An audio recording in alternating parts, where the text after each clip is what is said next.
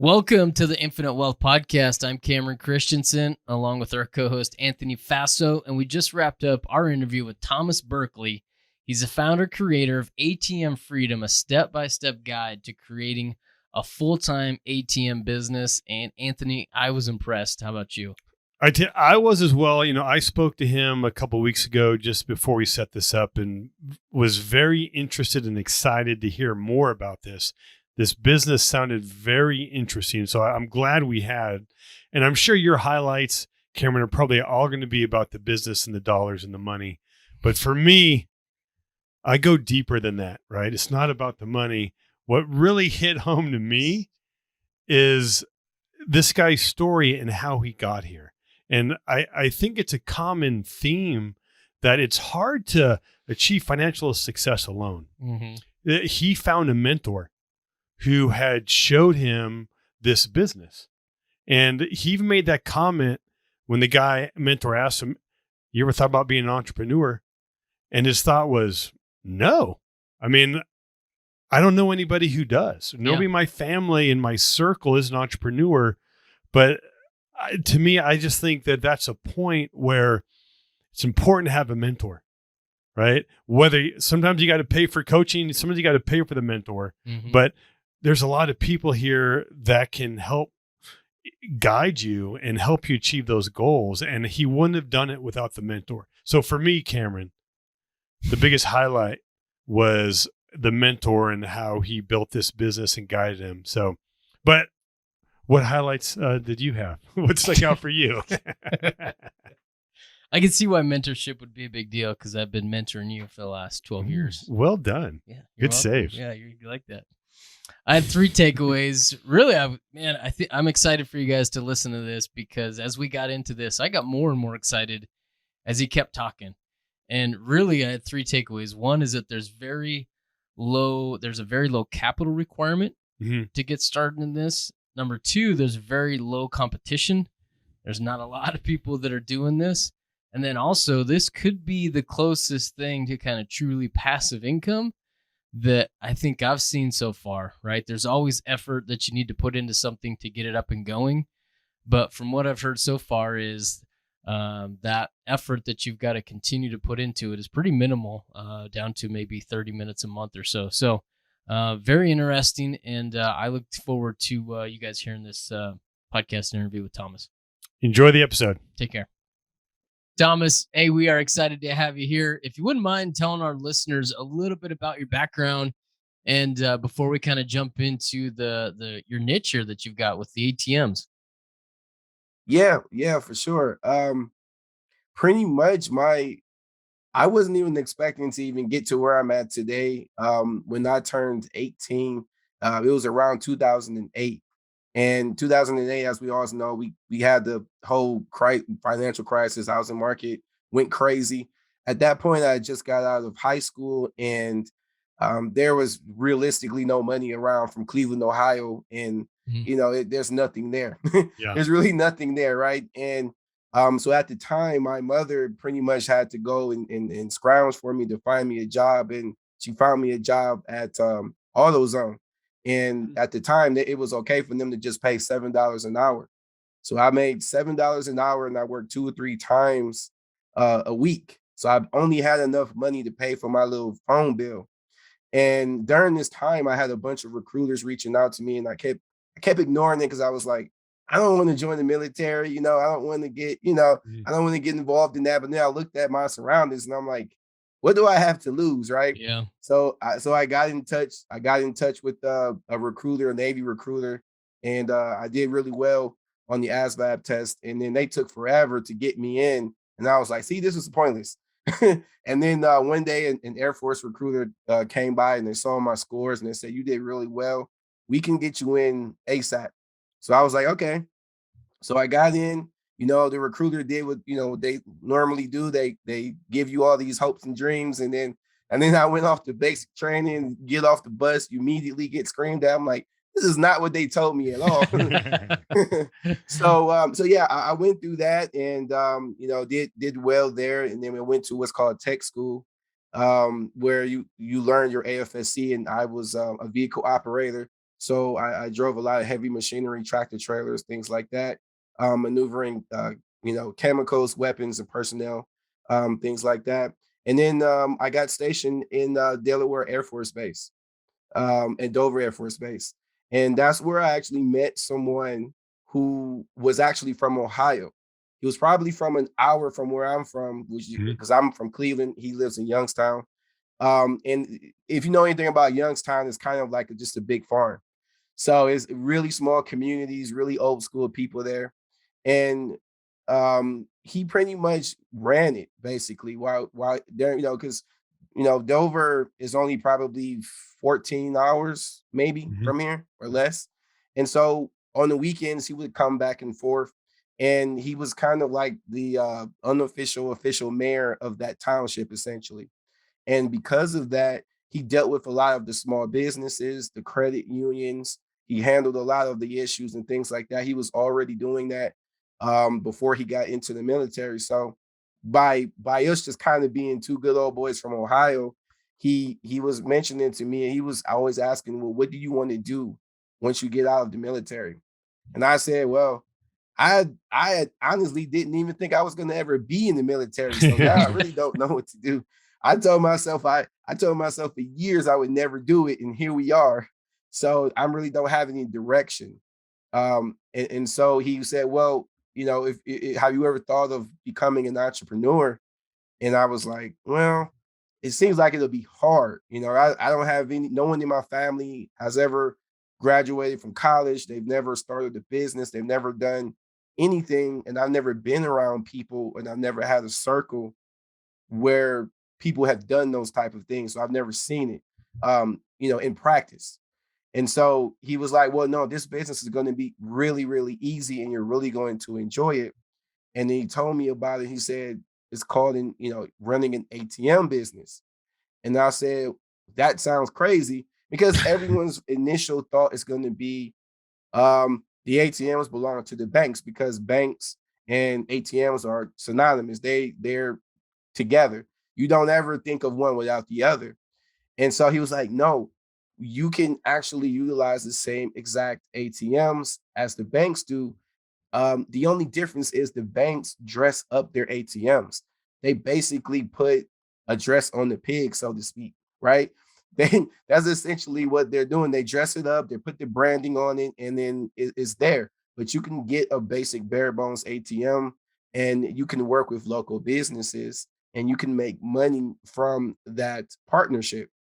And when he told me about that, it really blew my mind. Um, I was like, this is not going to work.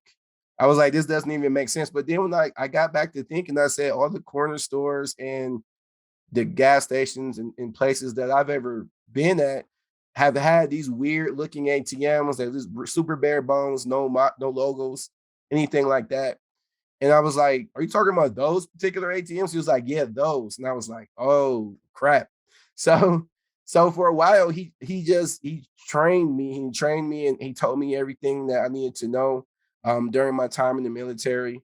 And and when I got out, it just kind of went from there. I still stayed in touch with him, and I say, hey, we, when I was on leave, I would try to come and have relationships with the different small businesses, and try to kind of establish something, so that when I got out, I could go and work with them.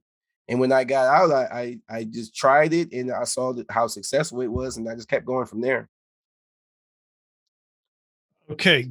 Now, so how do you make money in an Mhm. ATM business? Maybe kind of explain how how you generate revenue. Well, tell us how you first started, right? So there was a step there that I think we might have missed, as far as kind of he introduced you to the idea. Then Yeah. what happened? How Yeah. did you move Yeah. forward? So he introduced me to everything, and we would have periods of time where we could go on leave. And that's kind of where they I mean, we were doing it anyway. We were always just driving back and forth. You're not supposed to, but when they officially gave us time that we could actually come and visit, our families, I would come with him, and he would bring me down to Youngstown, where he was from, and he would show me the entire process, the step-by-step process of how everything worked. So, just the just starting from the beginning, you get set up, you have to have a very specific type of bank account to make this work because you have multiple transactions flowing through your bank account. And you just have to make sure that the bank is very aware of what it is that you're doing. You have to make sure you have a very good relationship with them so that they understand what it is that you're doing. Now, there's a myth out there that says that they don't want us to do this because we're a competition. And I was like, I'm pretty sure the bank is not worried about little old me doing millions of dollars. I don't think they're Cutting worried into about their that, bottom right? line. Yeah. Yeah. It's not that. It's not that. They just had to kind of look out because he told me about something that happened in 2013, and it was called Operation Choke Point.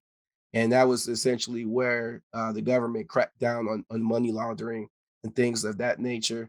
And because back in the day, you could just walk into a bank, you don't have to have an LLC, anything. Say, hey, I want a bank account. They're like, for what?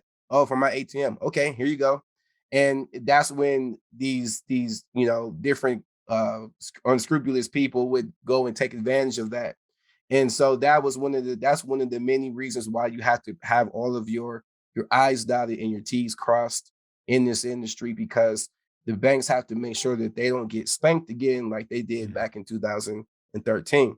So, that's going to always be the first step. And you want to make sure you actually establish your LLC.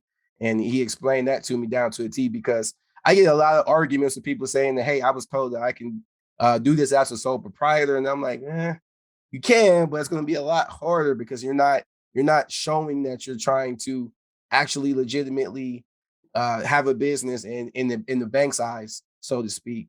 But once you have all that established, the only thing that you do after that is you start to have conversations with local business owners.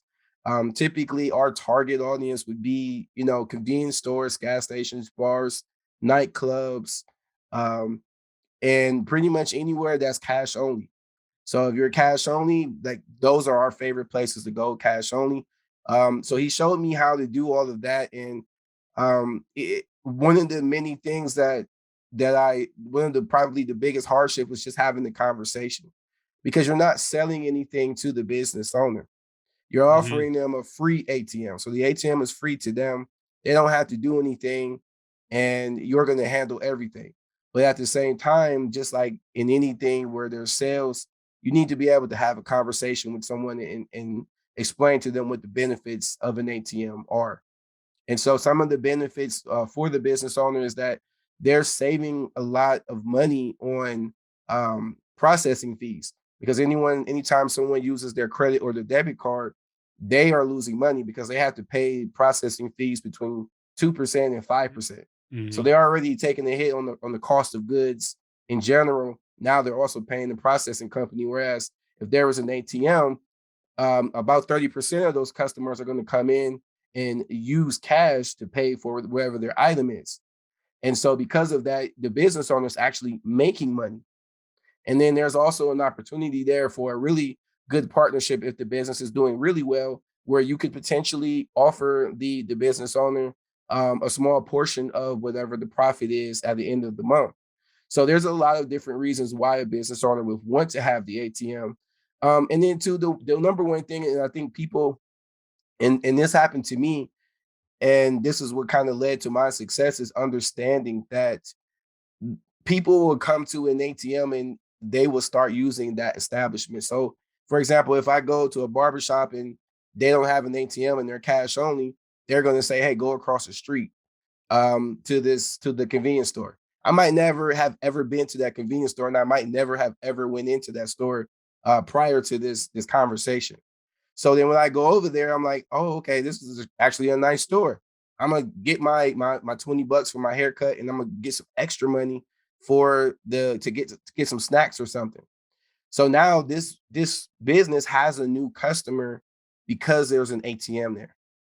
And so that's kind of the entire philosophy of how things go. So when I first got my first placement, it was a small convenience store, and I didn't make a lot of money when I first got into it, but I saw the potential, and so I said, okay, this makes sense. So and kind of in terms of how you're making your money, it is basically what I like to call a cash recycling system.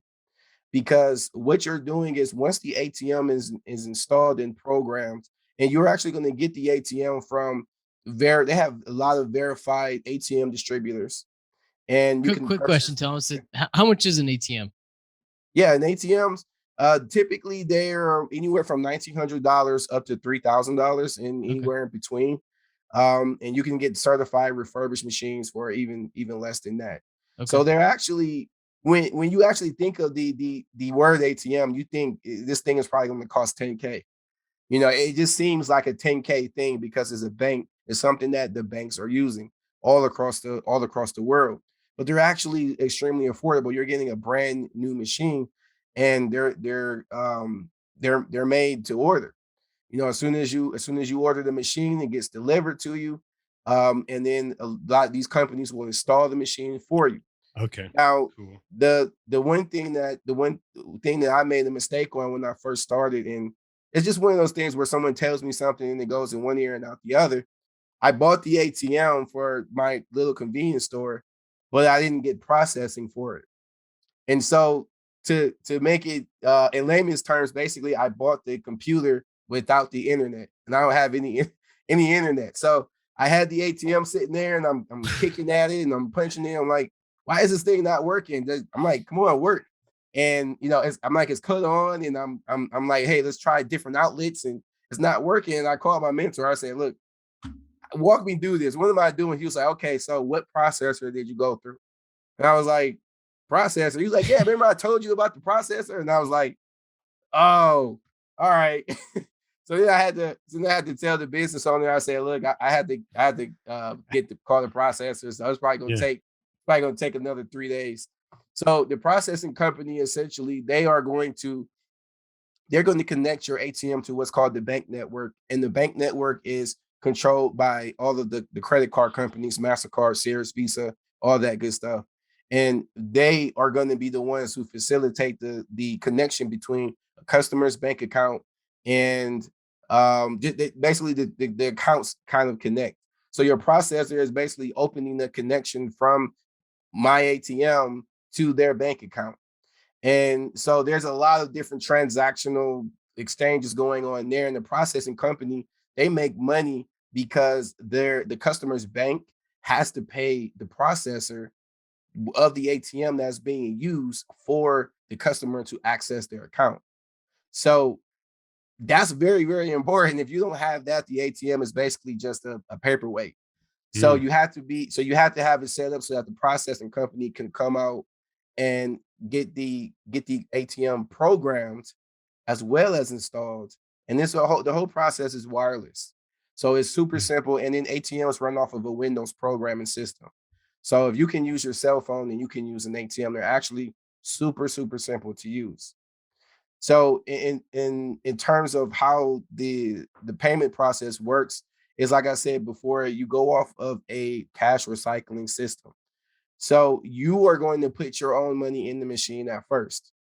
How It's not much? going to stay that way though. Go ahead. How much? Typically, depending on the location, is anywhere from $500 to $2,000. I usually recommend between $1,000 and $3,000 for your first location, because the ultimate goal is to make it so that you only have to spend 30 minutes a month or less on that machine. So the Mm. remainder of the time, you shouldn't be touching that machine. You shouldn't be worrying about it. You should just be collecting the deposits. And in the way that the deposits typically go, let's just say that, for example, all we had was 20 bucks in the machine. A customer would go to the machine and they would pay a convenience fee. We've all paid a convenience fee of $3, $4, whatever the case may be.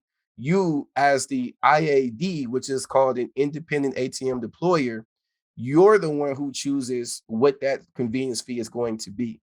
Mm. Okay. So it can be it typically is $2.50 to $3 globally. So you're going to choose that. So the customer is going to access the ATM with their debit or credit card. The ATM is going to say, hey, this is going to be $2.50. Let's just say it's $23 for the sake of argument. And then the processing company is going to go and check the customer's bank account and say, hey, do they have $20 in their bank account? Yes. Do they also have $3 in their bank account for the surcharge? Yes. So $23 comes out of the customer's bank account. Now, physically, they're going to get the $20 that they requested physically out of your ATM. So $23 within 24 to 48 hours is going to be redeposited back into your bank account. And you're going to keep the $3 in profit. And you're going to take that $20, that remaining $20, and you're going to put that back into the ATM. So you're essentially recycling whatever. So if you put $2,000 in the machine, you're going to continuously flow through that same $2,000 every single month. And that's why we call it a cash recycling system. So you're looking at a profit of between anywhere of $200 to $1,000 per month per machine that you actually have. And like I said before, you are basically only spending about 30 minutes a month. Just that one time a month, are you going to go and refill the machine with that $2,000? Once that 2,000 has been depleted from the ATM, you're just going to put it all back into the ATM. Okay, Thomas, when you said the 200 to 2,000, is that your fee or is that just money being deposited back into your account? Yeah, so it's between 200 and 1,000 per month. Okay. And it can be 2,000 for, like, for example, things like dispensaries, for example. Like a lot of my clients have dispensaries. Those can do anywhere from 2,000 to the moon because they're cash only businesses, because banks don't want to touch them, so they have to have cash only. Um, but now what was your question again? So the how much you'd mentioned between 200 and 1,000 a month. Right. Was that just in the cash being recycled, or is that the total of the convenience fees? Gotcha. Yeah. So that's going to be the total of the convenience fees. The convenience fees is your profit. Okay. Yeah. Thomas, what I'm hearing is I could buy an asset for about $2,000. And in a few months, I know you'd mentioned 1 month, but let's just say 3 months, right? Mhm. I spend $2,000 and then I get 1,000 a month. Let's just even say, oh man, I'm just that. Let's say we get our money back in 6 months. Like, I'm intrigued. Like, Mhm. I, Yeah. I'm intrigued. I am intrigued as well. And how long? So now I've got some questions. How long does when you put an ATM on the premises, does it typically stay there? And then also number two is how difficult is it to get it in there? Right? Are business owners open to that? And why don't they just do that themselves? Yeah. Yeah. Good questions. Yeah. So basically well, excuse me. This is what happens when you have 5 kids. They all get sick at the same Yeah. time, Yeah. and then you get sick. But yeah, typically you're going to have the ATM on the premises as long as possible. Now, one of the very, very important things is, for legal purposes, you're going to have an established agreement with the business owner. Okay. And that agreement is called a site location agreement, and that's something that's mandatory for you to have signed before a processing company will go and do their thing for you. Reason being, because of if there's no agreement in place, the business owner could come and say, "Hey, these guys broke into my store last night, and then they put an ATM in there, and I don't know anything about it." And then that's when the legal stuff happens, and the processing companies will be involved, because they're the ones that are conducting business illegally inside of the establishment. So typically, what I like to do with my clients, and I always explain this to everybody, because one of the newbie mistakes, and I've made this mistake, and it took me a long time to get out of it, is to sign an agreement immediately for a year, 2 years, 3 years, right off the bat. That's a mistake, because you do not know if the ATM is going to make any money, or if it's going to see any use from the business's customers. because there are those businesses where customers don't need an ATM, or they have, for whatever the case may be, they might not need it. You know what I mean? So that's one of those situations where you don't want to lock yourself in there, especially if the business owner wants the ATM, regardless of if that, some business owners want the ATM because they want it. They don't care if anybody's using it. They're like, what if someone wants to use it one day? And I'm like, well, it's not helping me if it's a year from now that someone wants to use it, right? So you want to protect yourself. So typically we install a trial period of typically 2 to 3 months, because that's when you're going to know that ATM is going to be profitable, because it gives enough time for a location, for customers to realize, hey, there's an ATM here. And also for you to see, okay, this is about how much profit I'm generating per month from this location. And so you have that so that if things don't work out, you can pick the ATM up and move it. Now, in terms of the location owners, openness and to have the ATM,